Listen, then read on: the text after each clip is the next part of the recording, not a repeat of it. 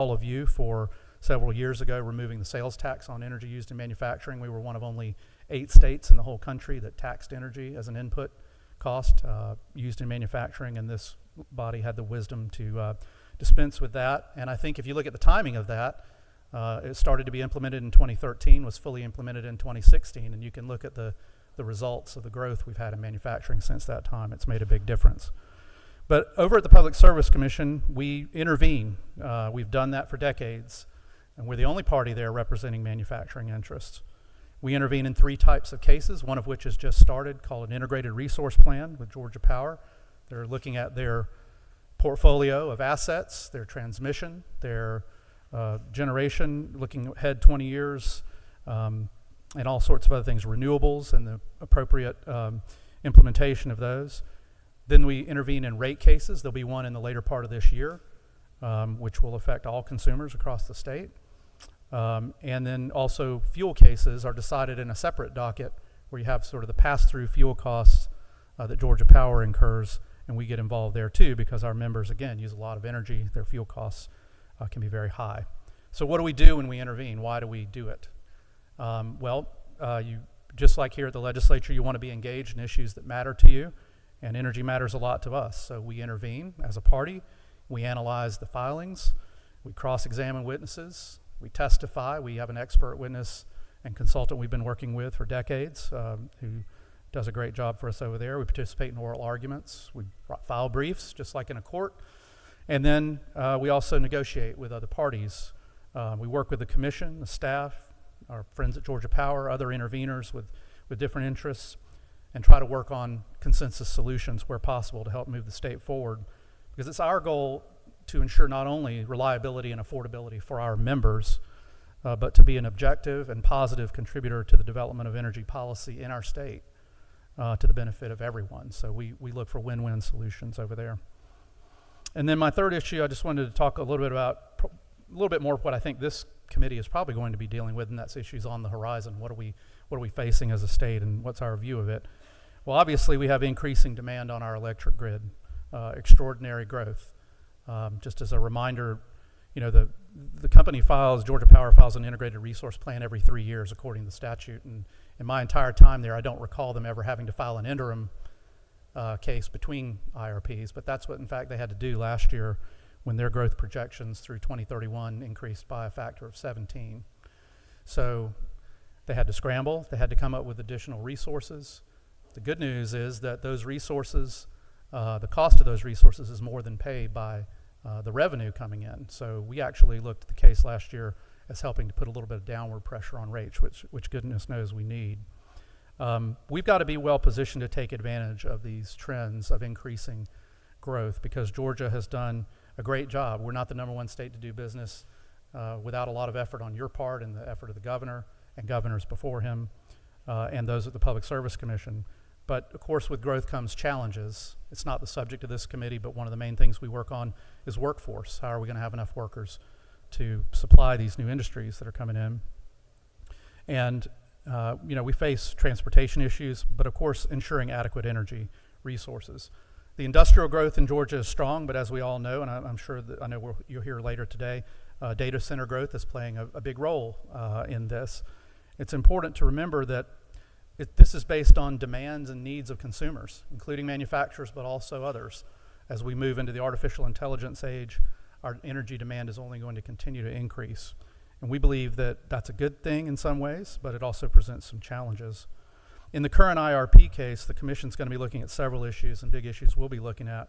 First of all, what are the appropriate growth projections? How do we know how much growth is going to be coming to this state? I wish I could give you that answer today. I wish, you know, I could predict the stock market and a lot of other things too, but it's very difficult to know exactly how much growth there's going to be. So one of the things we'll be doing is getting behind those growth projections, asking questions, trying to figure out how much of this load is going to be real. Are we estimating for enough? Are we estimating too little? It's a very difficult thing to do, and I feel some sympathy for Georgia Power having to do it. It's not an easy thing to do. What should the mix of our generation be in the future? You know, Southern Company has announced decarbonization goals, but as we see this increasing demand, we might need to be a little bit careful about getting rid of existing resources we've got that are supplying the people of Georgia. You know, what role is there to play for small modular nuclear reactors, or what about renewables? All of these things will be addressed in the case. Georgia Power's also proposed a significant amount of transmission upgrades, and so we'll be looking at that as well. The base rate case this summer will, of course, start in July, and it'll have significant issues as well that'll impact the people of Georgia. And then a fuel case next year. One of the reasons that everybody's rates are a little bit higher right now has to do with the uptick in energy costs that happened a few years ago and created an undercollection in Georgia Power's fuel cost recovery account, which means we're kind of paying off an undercollection that's the largest one I've ever seen. It varies. It goes, sometimes it's in positive, sometimes it's in the negative, but it was a little over $2 billion that we're all having to pay down. And we're still doing that and probably will into next year. So a lot of things we're operating at one time to put upward pressure on rates, and I'm sure that's something this committee will hear a lot about.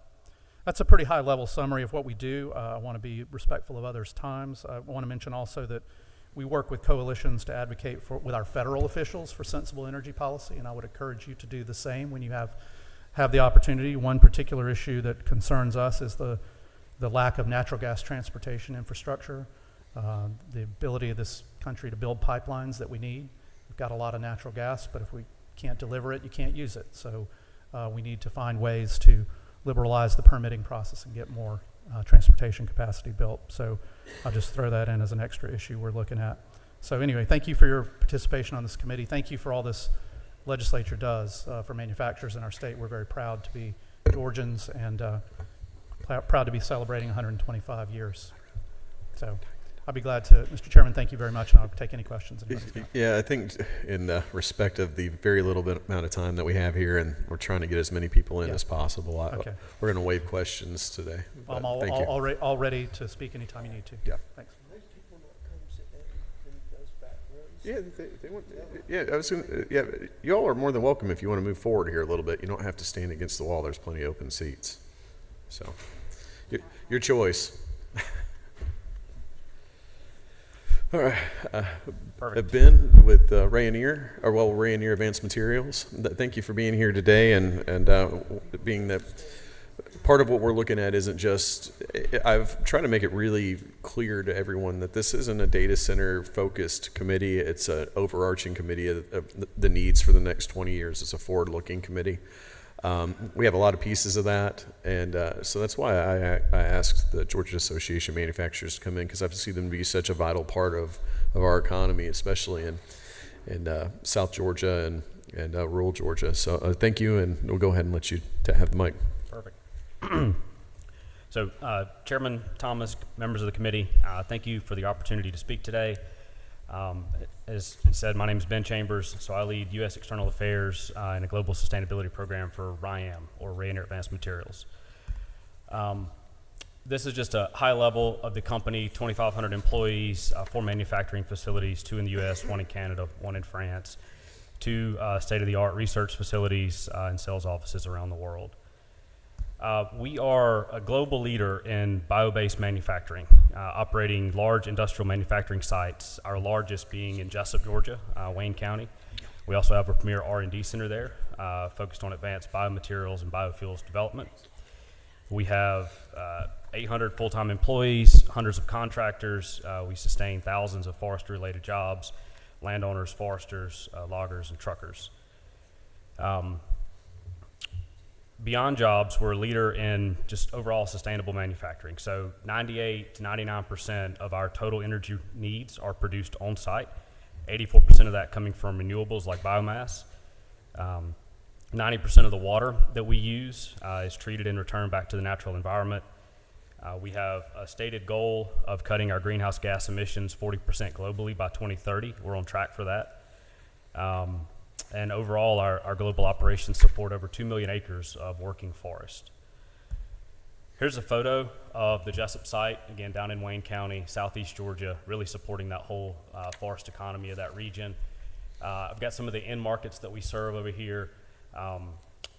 Happy to answer what those are later, but I'd say the gist of it is there's over 5,000 consumer products that have trees as a raw material input to that.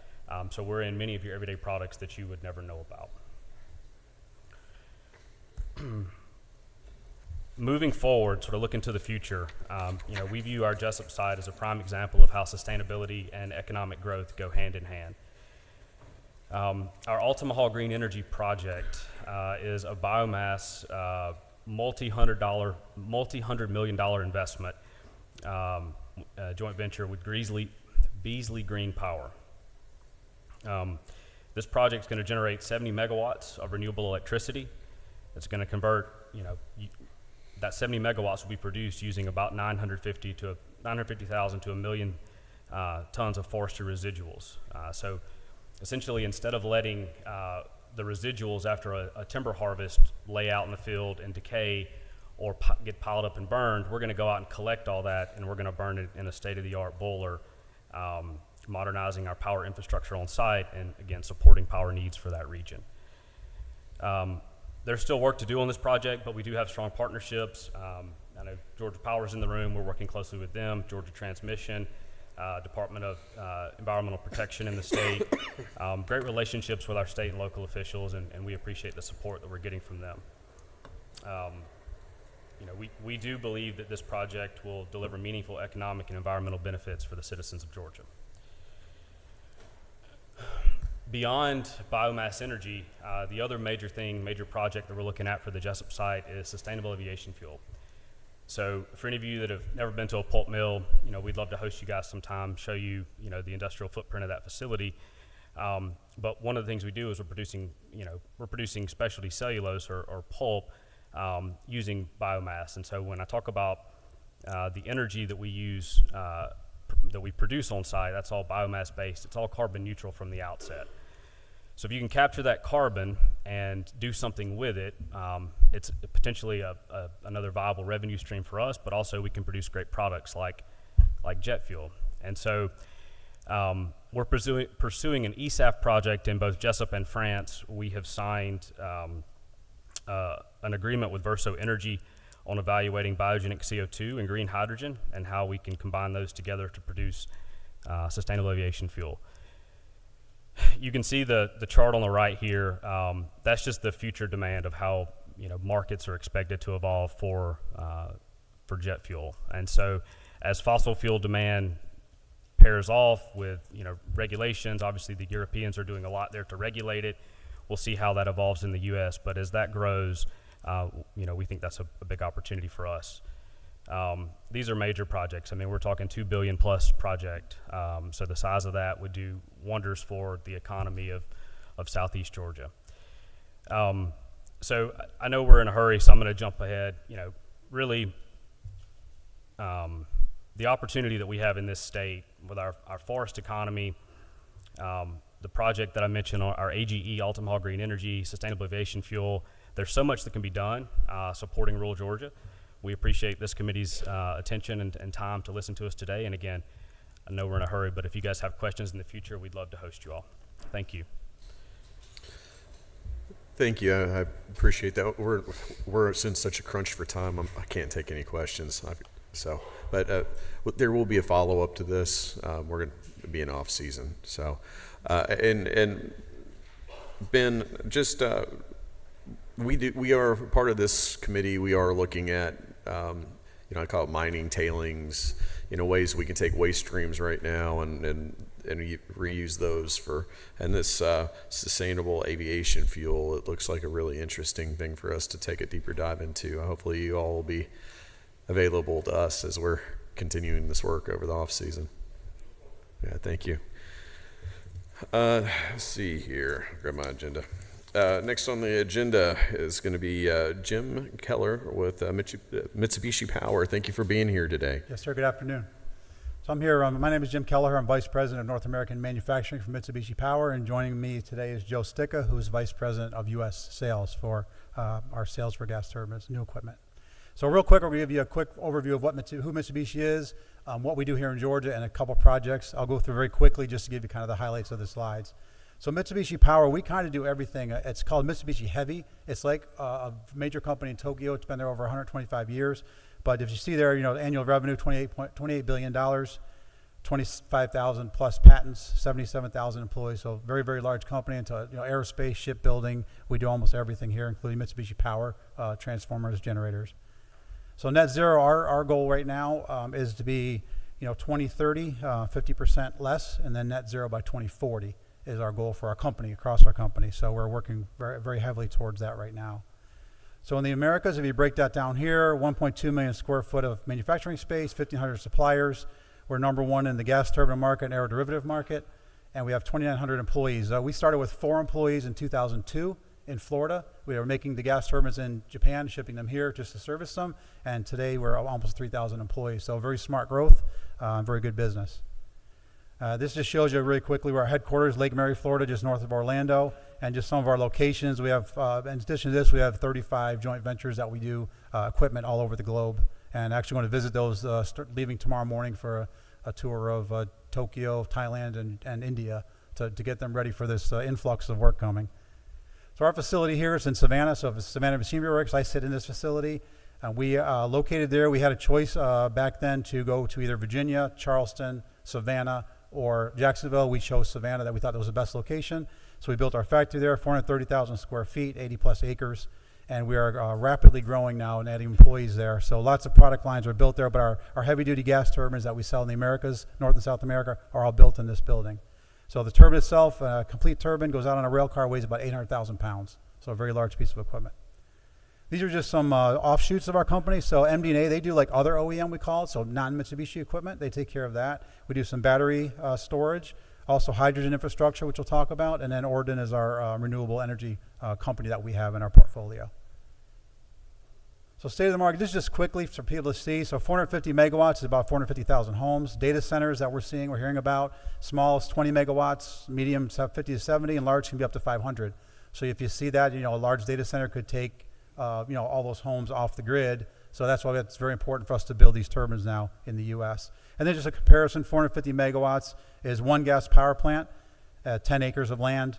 It's 112 4 megawatts gas turbines, 170 acres of land, and 5 acres solar. Our 5 acres is for a megawatt, so 2,250 acres for the same size power plant. So just to give you a relative land use for that. Thanks, Jim. As Jim mentioned, Joe Sticca, Vice President for U.S. New Equipment Sales for Mitsubishi. I think Clay did a very good job explaining what's going on in the market. It really transitioned about a year and a half ago. A lot of really fundamental market drivers are contributing to what really is unprecedented load growth that we're seeing currently. So what that's translated to is, from our projections, basically doubling the demand for gas turbine equipment. And what's driving that is most of this demand is needing firm dispatchable power, and it's really on a gigawatt scale. In order to build that type of power in a timeline that can be done, towards the end of the decade, which is where lead times are pushing most of the equipment today, it really has to be done with gas generation. And for reference, the 450 megawatts that Jim referenced on the last slide, that's roughly the size of one gas turbine. You get about 700 megawatts in a combined cycle configuration for that power. So looking at the market, the drivers, data centers are the largest contributor. I think everybody's seen that. It's been in all the headlines. It's pretty much all I talk about on a daily basis for the last year. But it's not only data centers. There were a lot of other drivers that were coming to this timeline that we're going to increase the demand for gas generation and particularly gas turbines. A really big factor is coal retirements. The typical cycle to develop a power plant is about 60 to 70 months for utility. And a lot of coal retirements were targeted towards the end of the decade for EPA regulation, ELG compliance. So there was a big spike in coal retirements in 2028 and 2029. All that development was going to start in 23 and 24. Right at the same time, we had reserve margins increasing due to weather events like Winter Storm Elliott. There's been onshoring of manufacturing, electrification. There's all these drivers are all kind of converging at the same time, and it's what's it's turned into is a significant crunch on the supply chain, and I think Georgia Power specifically has done a very good job of working through that. But all these drivers, we're not seeing them. I know you're seeing a lot in Georgia. That I'm seeing it all across the U.S. Utilities all over the U.S. are facing the same issues, and it's really a global market too that's driving this now. there's demand up globally, and our supply chain is definitely at capacity, and lead times are extending because of that. There's a lot of investments in Savannah that are going to be done to increase that capacity, but it takes time to do it, and so it's definitely going to take time to catch up with where the demand is for electricity and where it's going. Just to touch on our gas turbine, it's got a lot of experience. Last year we had significant market share globally. Actually, in the Americas region too, we had market share as well. And what's shown here is our JAC gas turbine, which is the largest frame unit, roughly 450 megawatts, and that's really where we're focusing most of the sales now. Jim, I'll just touch on this. So Mitsubishi's, you saw our decarbonization goals, 2040 for a net zero target. We're focused on more than just gas generation equipment. We're focused on hydrogen production, storage, and transportation as well too, as well as ammonia. So within Japan, it's been a national project there for 20 plus years, and we have various technologies that we're developing. I think Jim has a slide later about our ACES project, which is we've deployed electrolyzers that are going to produce hydrogen stored in a salt cavern to power a JAC gas turbine. It'll start at 30% blend on hydrogen and eventually get to 100%, which the technology we're targeting to get to 100% combustion on hydrogen would be commercialized around 2030. So, yep, I'll let you finish up. Okay, last couple slides here, just our projects. We'll go through these really quickly. This is in Takasago, Japan. So we're the only OEM. We actually operate a power plant on our property. We sell power to the grid. We bring it down every 3 months. We change parts. We keep refining it until we get it right. Then we start selling it to the market. Our first turbine doesn't go to a customer. So this is a great facility. What we've done there is build this whole hydrogen park now. So all the different types of hydrogen are made and stored here, and then we run it through the turbine to see how it operates. So that's all happening in Japan right now. Very good process there. And then McDonough, this is a plant is right down the road, about 15 minutes. If you don't know it's there, you've probably never seen it because it's hidden so well, but it's about 15 minutes west of here. And we have 6 gas turbines that operate in this plant. Last year we did a 20% blend of hydrogen. We ran it for an hour with a 7% reduction in carbon emissions. So we know it works. We've got that. Next thing is, as Clay touched on, is transmission. So lots of hydrogen has to flow there very quickly. You need a lot of it to run this turbine, and you have to have it in a transmission line. They cannot run through normal gas lines because the molecules are too small. So the transmission lines will have to be replaced. But we're going to keep testing. We're doing another test this summer to validate again. It's going to be a higher amount. We're not really advertising that yet, but we anticipate that's going to be a good project for us, and then just further refine this for our company. Now this one that Joe touched on, this is in Delta, Utah. It's southwest Utah. And the beauty of this is, and I'm a little geeky here because of engineering world, but this plant is specific. It was a coal plant. They wanted to turn to gas turbines. It's out in the middle of nowhere. So because our friends in California overbuilt their renewables and they're shedding power all day long with wind and solar, we were lucky enough that this plant, they reduced their power from AC down to DC, ran it through a DC line to California, and then back to AC to be used. Now all this renewable power, they're not using DC lines. They shut the plant down. All our excess renewables that they shed are coming back through that line to the plant. We run 40 electrolyzers across the street, pump the hydrogen to the ground into salt caverns, 2 of them that are about the size of the Empire State Building each, and then we just pump it in there, and then we're going to run the turbines off that right across the street. So no transmission needed for that plant specifically now, but that'll actually prove our whole process, and then we'll get into the subject to transmission. That'll be our next thing. But awesome plant. If you ever want to visit there or visit our plant, you're more than welcome to. And then this last slide, a lot of people hearing about this hydrogen hub, and all this really means is this is the one that's been passed now. It's in Northwest, Pacific Northwest. And this is just saying your challenges on the left is you've got trucking emissions. We want it to run on hydrogen. And the way to do that is you have to make areas where they can stop and refuel. So they're making these stops in these states to do this. So all these different processes that are on here, farming, busing, factories, they're making processes to be able hydrogen available to them. So a very good, definitely the first step here to do that. There's more of these planned around the U.S. So all this working together, we're very confident we're going to have some hydrogen turbines here in the future. So I want to thank you very much for allowing us to speak today. And I want to thank you for being here. And part of what the committee is going to work on, we're going to make several visits around the state, and we do plan on being down in your area and holding a couple meetings, at least one. Since we're short on time today, I'd love to have you all back in. My background, actually, I was a mechanic in the Navy, so I got to play around with some gas turbine generators. We got a lot of And new then- guys that work with us. And then the other thing is I actually worked for Linde doing natural gas reforming. So hydrogen is something I'm familiar with. And if as you're well. in the area and you want to have your meeting at our factory and do a tour, you're more than welcome to use our boardroom there. We'll take you up on that. Thank Yes, you sir. for making the trip up here today, and have a safe trip home. Yes, sir. Thank you. All right, Appreciate it. thank you. All right, next on the list, let's see here. We have Amazon Web Services. Miss Maria, are you available? Well, come on up and talk. And again, I apologize. I knew you flew in, and we had to do the best that we do. Which one is it? Do you remember the name of it? Not on there. Because these are the ones that I have. And Maria, are you not loaded on the? Is your not loaded? Yeah, if you don't mind, I'm gonna let somebody else go, and then we'll let you double back around. Hey, Josh Levy with Data Center Coalition. I know you flew in from DC, so go ahead and have you come on up.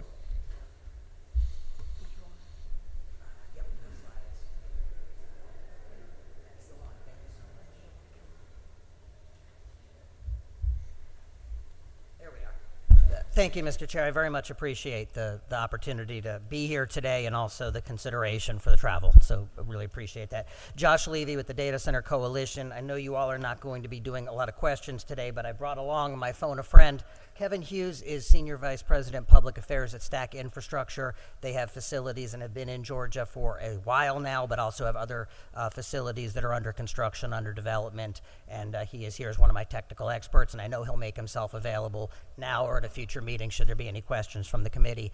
I'm just going to quickly review a couple of slides for you all, and do feel free to stop me if you have questions or want me to drill down. So Data Center Coalition is an association of owners, operators of data centers. We have 35 members right now. Our members build, own, and operate data centers. They do so for themselves. They do so for one tenant in a single building. They do so for many tenants in a single building, or in some cases now for a single company or client on an entire campus with multiple buildings. They do this globally. They do this across the country, and they do this here in Georgia. And in fact, Mr. Chair, Georgia has become a national leader in the attracting data center investment and deploying the digital infrastructure that supports our innovation economy.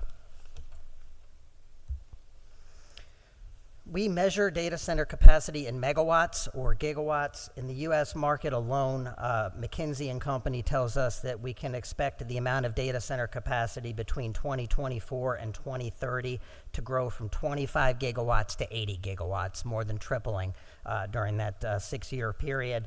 The United States counts for roughly 40% of the global data center market at this point.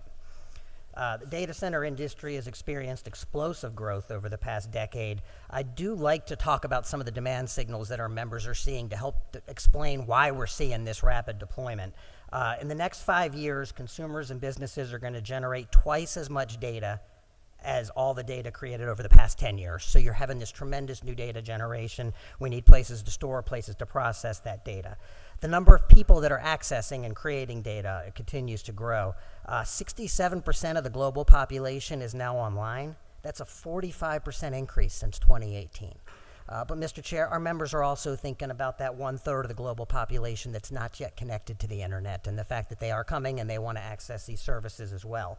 The average household has a total of 21 connected devices. I will confess to you, I'm the father of 2 teenagers. We have 50. With our new Bosch dishwasher, thermostats, household appliances, tablets, washers and dryers, cameras, window shades, we're all connected all the time. Back in 2012, we hit a milestone globally where we had the amount of data collected through the whole Genesis through 2012 was 1 zettabyte. We now are seeing multiple zettabytes exceeding 125 this year and projected to grow to exceed 500 zettabytes of information in 2030. I cannot explain to you just how much data that is, but I would tell you we're looking at approximately 23% compounded annually. Average household broadband consumption is continuing to grow substantially. We've had 9.7% year-over-year increase in average household broadband consumption, and we are seeing extreme power users, those using more than 5 terabytes or more per month, grow 77% year-over-year. The new products, experiences, and applications that are driving those demand, we see those every day. Cloud services, generative AI, entertainment, Internet of Things, streaming video, virtual augmented reality, autonomous vehicles, online learning, payment processing, and so many other things that drive our modern economy and our way of lives, and we're trying to accommodate that through this digital infrastructure. The U.S. Census Bureau tells us that between May 23 and May 24, the amount of capital investment in the ground data center construction nationally grew from $16 billion to $27 billion. That's a 68% increase nationally. Association of General Contractors charted that out along with some of the other industries and the construction they have in the ground. You'll see the data centers really stand out right now as a national construction opportunity, and you're seeing a lot of growth around that construction. When we look globally at data center markets, if you look over the 8th vertical bar from the left is Atlanta, and you'll see that we're very much on the map here in Atlanta in terms of the amount of load we're supporting. Virginia, clearly the largest market still globally, but I would also turn your attention to number 2 and 5, Beijing, Shanghai. We continue to see a lot of international investment in data center infrastructure, in the infrastructure required to support AI. We're certainly hearing quite a bit of that now from the White House, from President Trump, trying to determine how we can make sure that we're resourcing AI, not just for economic competitiveness, but for our collective national security. Recently, former acting Homeland Security Secretary Chad Wolf did an op-ed talking about that international race for sourcing AI and the importance to all of us. When we talk about data center investment, about 8-10 years ago, we would have talked about primary markets, and that would have been most of the map, 8 jurisdictions that really tend to get most of the investment. When we look at those jurisdictions, about 48% of the primary market capacity is in Northern Virginia.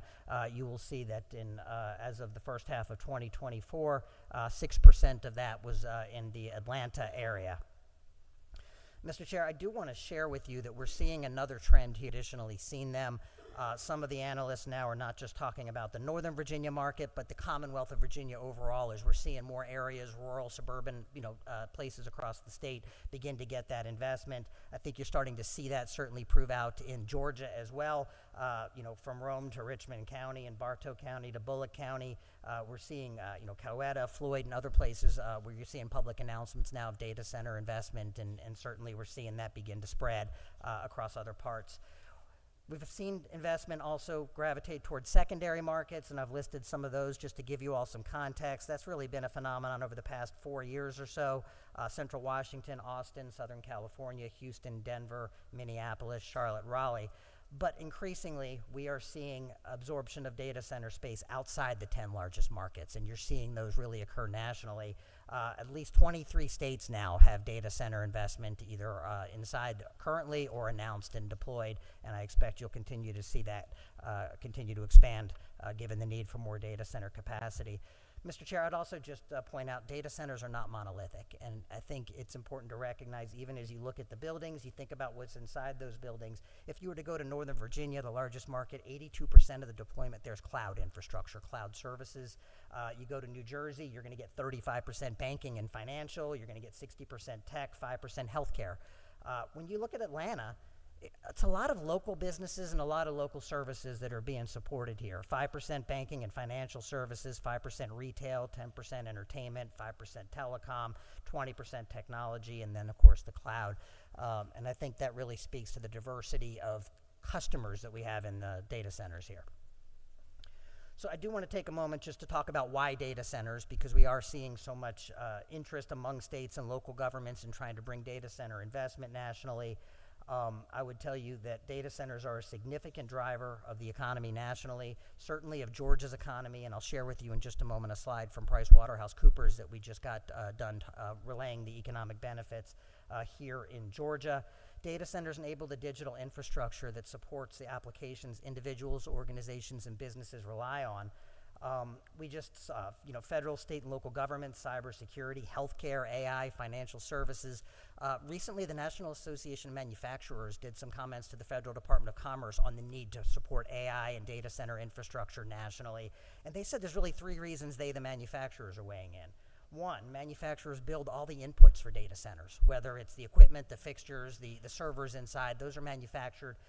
2, the digitization of manufacturing is increasingly relying on data centers to provide those efficiencies and international competitiveness. And the manufacturers observe that even AI has become integral to modern manufacturing, from product design to shop floor operations to supply chain management. So we're really pleased to see the way that this industry is helping to drive so many others. And then finally, they represent huge capital investments. If I was here a few years ago, I would have told you 300 million, 400 million. We're seeing $1 billion, we're seeing 10 billion. We're now seeing investments through Stargate and others, $100 billion projects that are being announced, and I think that's continuing to really attract a lot of attention.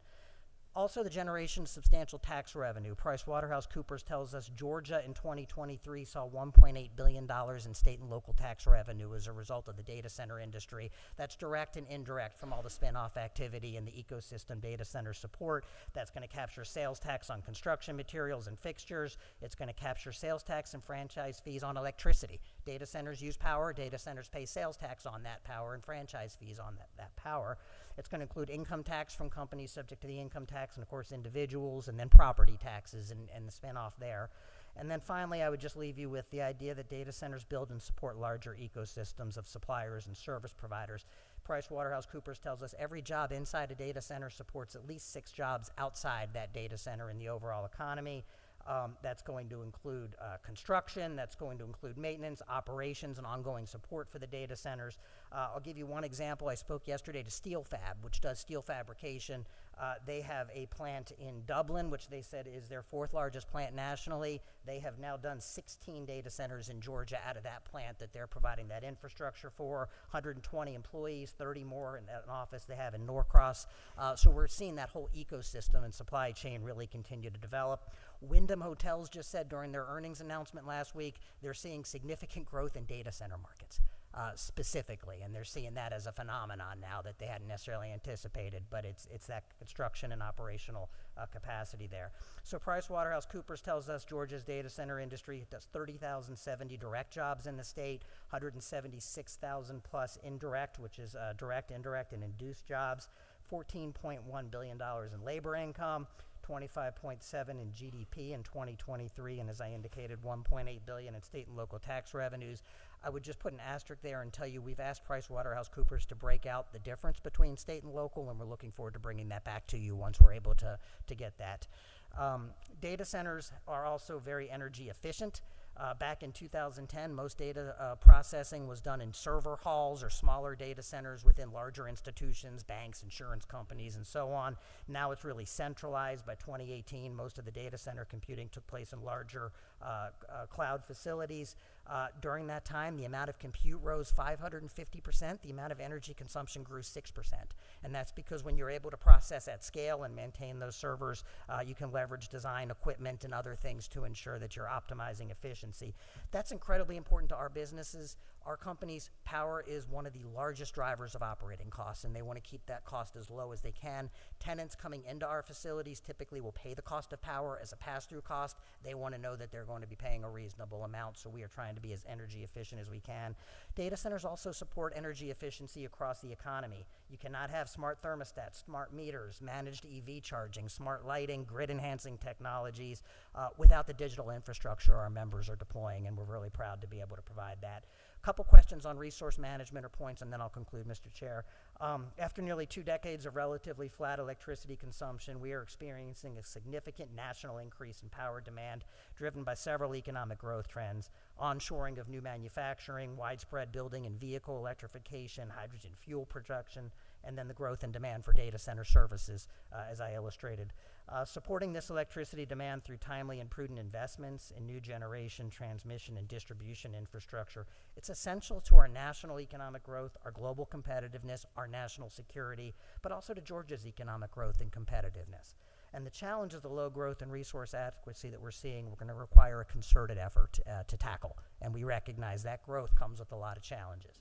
Data centers are key players in the transformation of the power sector. Our industry is eager to contribute to solutions. We want a reliable, affordable, adequate power grid for all consumers. We don't want to overbuild. We're large power payers, and we want to make sure it's right-sized. But we've also seen on the other side when you don't have enough grid resources and you have a data center that has to wait 4, 5, 6 years to get power, and the consequences to investors and others in trying to wait for that time frame. Finally, I want to just reiterate that our members are committed to paying their full cost of service and working with the Public Utility Commission and their proceedings to ensure that that happens. We also were asked about water. Responsible, efficient use of energy and water are our priorities. Servers generate heat. Heat requires cooling. There are trade-offs between water and energy usage to consider when data centers design and operate their facilities. There's no one-size-fits-all solution for cooling. There's different technologies and designs that can be deployed. Innovation's actively occurring in this area. You're seeing direct-to-chip cooling. You're seeing servers that are put in vats of liquid to cool them. So I would encourage, continuing to follow that innovation. And I would just tell you the best approach often depends on local factors: humidity, climate temperature, and availability of water in a particular jurisdiction. And we appreciate that, because I can tell you this is going to be the beginning of a couple conversations. And one thing you did hit on is this is a lot of times data centers are the ones that get kind of the most attention, but the speakers and the House leadership, I think, have done a really good job of identifying the fact that this isn't exclusive to data centers. This is the kind of a transformation of the way that we handle energy management in the state and across the states. So thank you, but in the interest of time, I have to give this room up at 3:30 no matter what. Yep. So we're going to let Ms. Maria with AWS speak. Thank you all very much. Yeah, thank you. See if I can quickly transform this into Be in a chair. I believe so. There we go. Let's see if that works.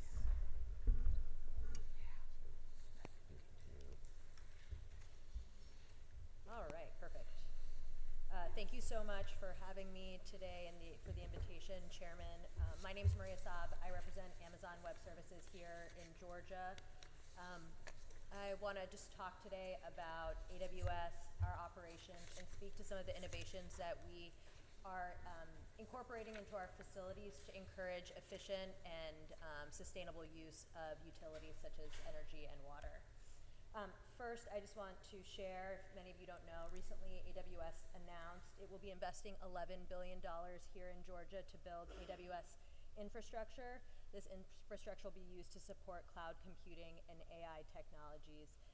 These investments are going to be going in Butts and Douglas counties, and we're extremely excited about the opportunity to make for the first of this kind investment here for Amazon Web Services. Many of you know what data centers are, but you might not know that within Amazon.com is this force, AWS.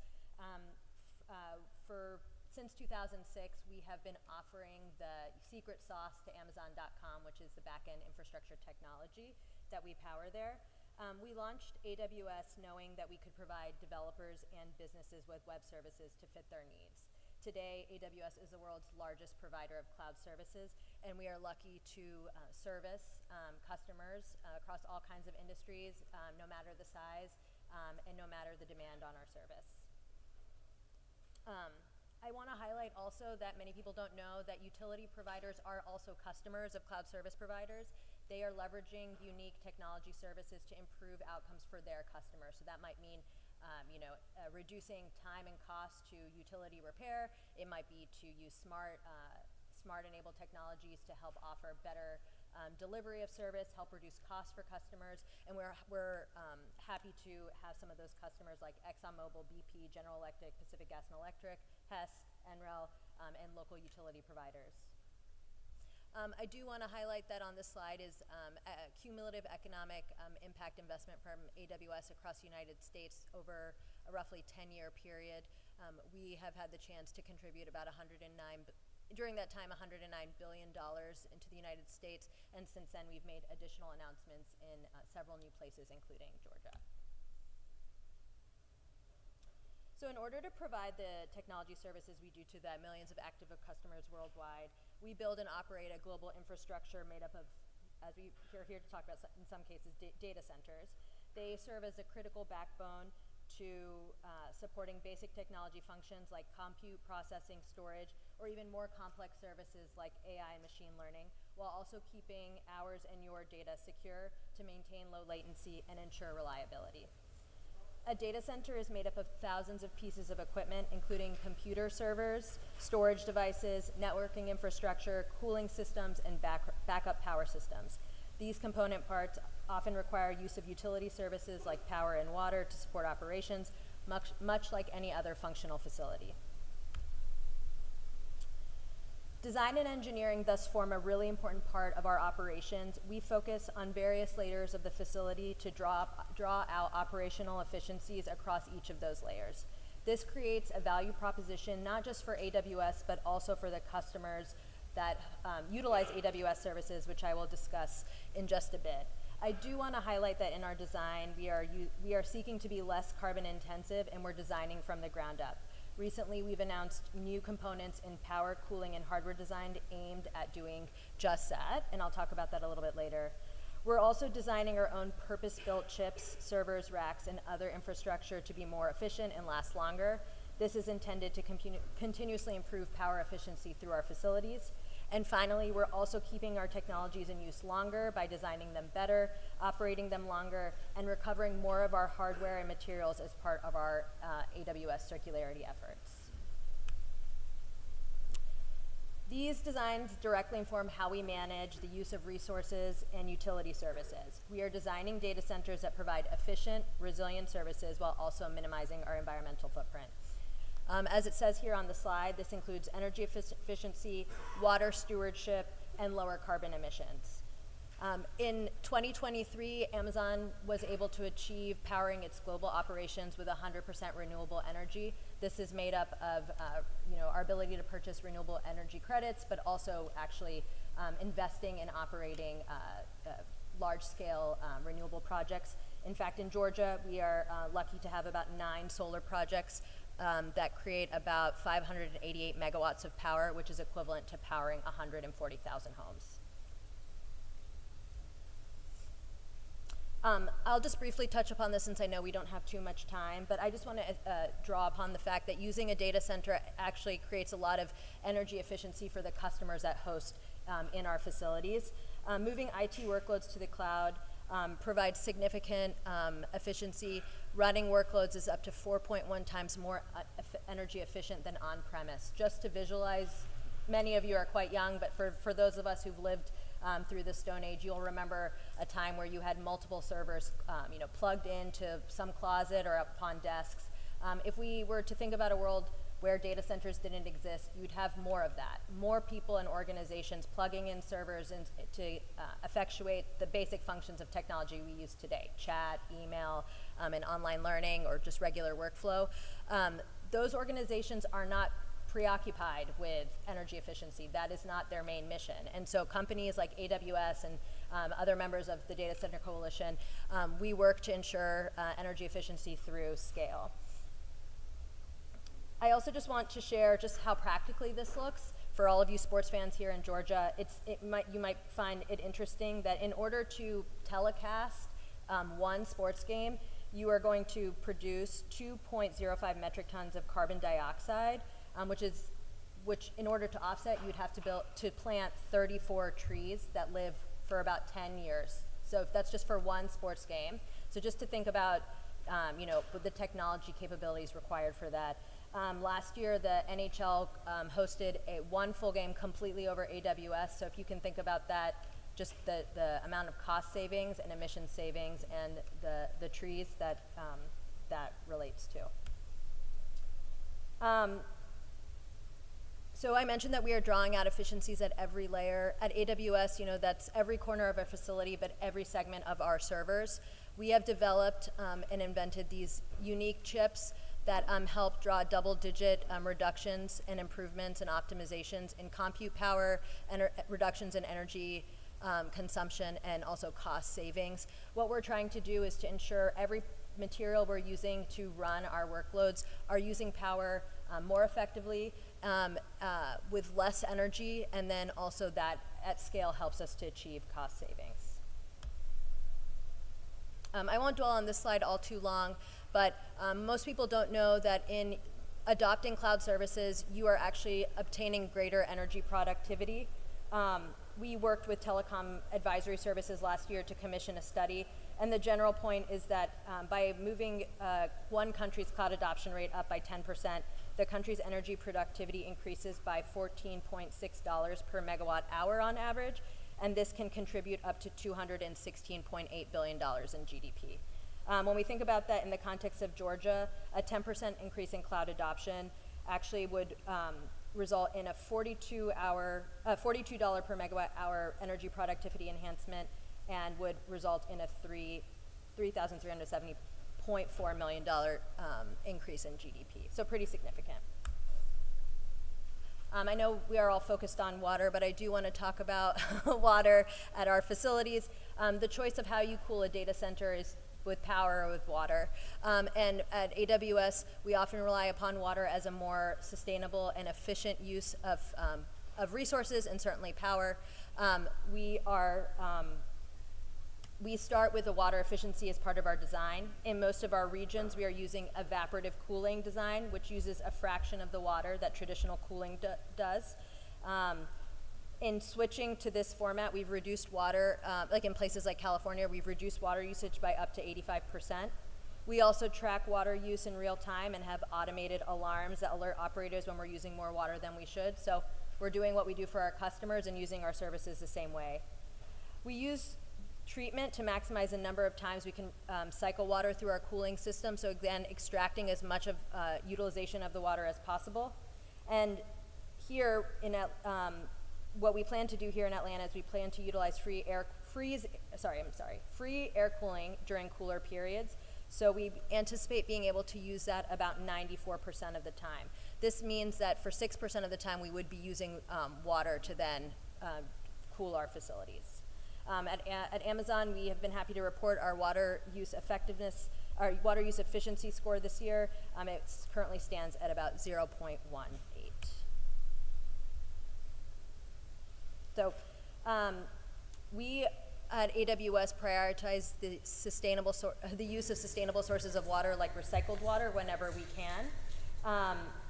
The standard practice is for data center operators to use clean water for cooling, but AWS is working to change that. We can use lower quality water and leave the high quality water use for other or corollary uses. 24 of our data centers worldwide solely use recycled water, which is treated sewage, for cooling. The water is treated to a high quality that is safe to use in the data center. And sometimes when we run this water through some of our facilities, we are actually able to return it back cleaner than when it came in, which is a net positive to communities through some of the community programs that we have. Maria? You want me to close up? Unfortunately, Yeah. I've got one left, and we're going to go from 10 minutes to 5 because somebody else has got this.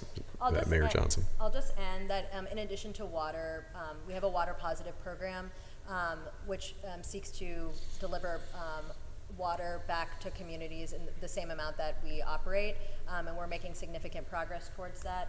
And then finally, our AWS operations are within the auspices of our Paris Climate Pledge, our Amazon Climate Pledge. We're working to be net zero carbon by 2040. Thank you. And like I said, this is kind of the primer meeting, so thank you for being a resource, and we'll be happy to reach out to you.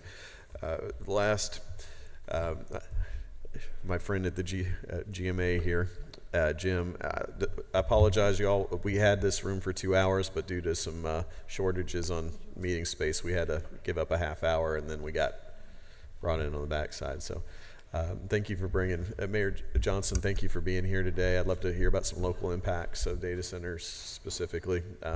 Fortunately said I can only give you 5 minutes. Thank you, Mr. Chairman, members of the committee, and delighted that you're interested in hearing the local perspective and hearing from the local partners. Cities are a small part of the land of Georgia, only 9% of the land, but we make up about 45% of the population, 70% of the jobs in the state. Cities really are an economic engine for the state. Cities partner with the state constantly on economic development projects, trying to bring the local perspective to make sure that all of the local needs of the community are taken into account when any type of project is brought to a community. I brought Mayor Ed Johnson, who's the mayor of Fayetteville. He's been the mayor of Fayetteville since 2016.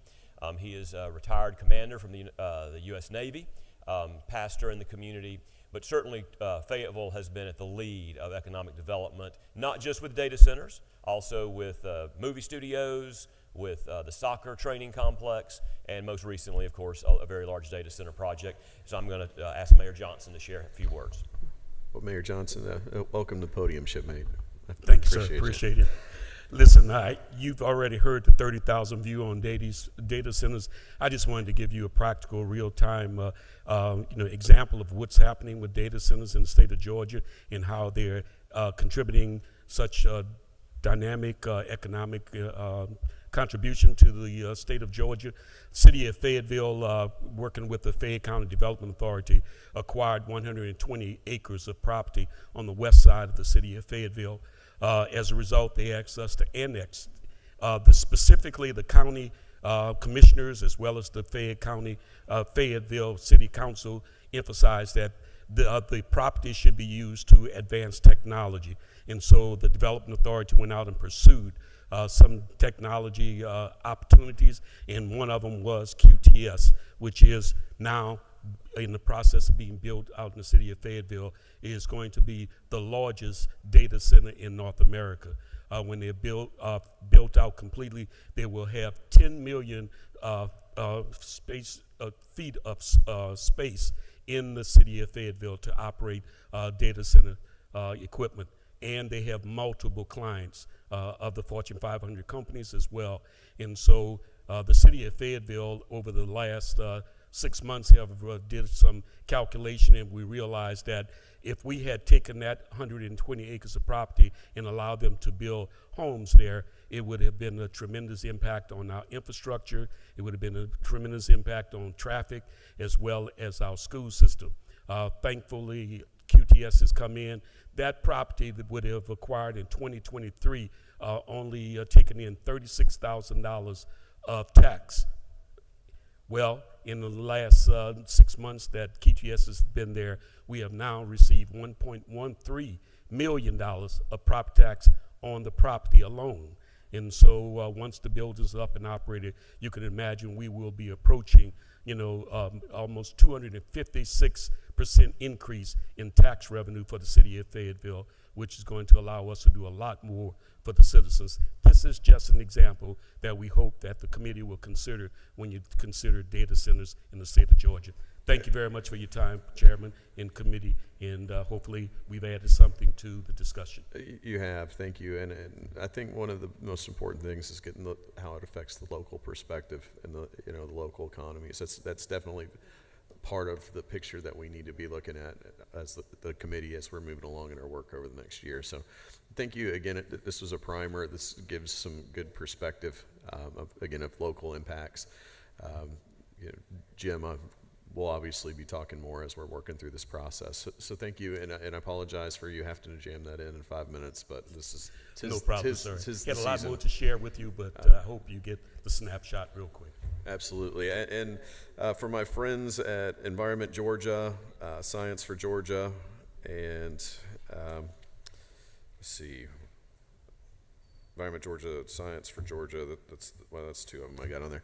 I apologize that you all don't have the opportunity to speak today, but we will give you an opportunity. I commit to that. So I appreciate you all working with me, and I'm sorry I have to bump you, but this is where we're at. So with that being said, I think we've covered everything we can on the agenda today, and this meeting is adjourned.